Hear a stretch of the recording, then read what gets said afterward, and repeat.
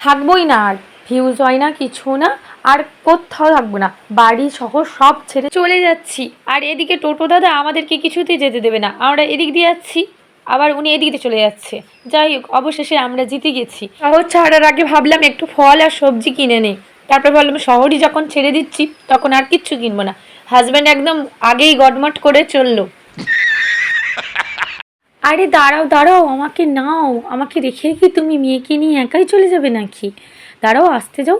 এই যে এখানে আদিম মানবগুলোর ছবি দেখছেন, এখানে কোনো দিন হয়তো আমাদেরও ছবি থাকবে যদি কোনো ভালো কাজ করি, যদিও কোনো ভালো কাজ করিনি।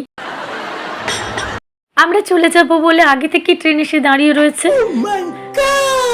টিকিট না কেটেই চলে যাচ্ছি, চলুন টিকিট কাউন্টারে। ও বাবা, বেশি ভিড় নেই, সবাই মনে হয় আমাদের মতোই টিকিট না কেটেই চলে যায়, তাই আমরাও আর দেখে দেখে টিকিট কাটলাম না। এদিকে অটো কাকুদেরকে খুব মিস করব। আমাদের ট্রেনের প্যাসেঞ্জার নেওয়ার জন্য ট্রেন এখনও দাঁড়িয়ে রয়েছে। যতক্ষণে না প্যাসেঞ্জার ফুল হচ্ছে ততক্ষণে আমাদের ট্রেন ছাড়বে না, সেই জন্য অন্য দিকের একটা ট্রেনকে ছেড়ে দিয়েছে। এদিকে আমাদের বাড়ির ছোট সদস্য কিছু বর্ণনা করছিল, ট্রেন বিশেষজ্ঞ তো, তাই অনেক কথাই বলছিল। আপনারা জানলে অনেক কিছু শিখে যাবেন, সেই জন্য আর শোনালাম না। ঠিক তখনই বড় সদস্যও কিছু বলতে চাইছে, কারণ সে আরও বেশি জানে, এটা বোঝাতে চাইছে।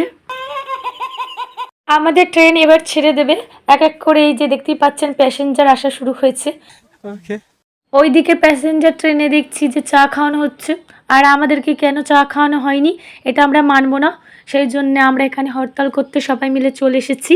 এখানে এসে দেখি আমাদেরকে এখানে ফুচকা, ঘুগনি, ডিম টোস্ট সব কিছুই কিন্তু ফ্রিতে খাওয়ানো হবে, সেই জন্য আমরা হরতাল বন্ধ করে ফুচকা ঘুগনির দিকে মনোযোগ দিলাম। এদিকে আমার বদনের দিকে তাকিয়ে দেখি শহর ছাড়ার সিদ্ধান্তে আমার মুখটা একেবারে শুকিয়ে গেছে। এদিকে ফলওয়ালার দোকান দেখে তাই ভাবলাম যদি ফ্রিতে একটা ফল খেতে দেয়, দিল না কিছু, বাড়ি যাওয়ার রাস্তাটা দেখিয়ে দিল।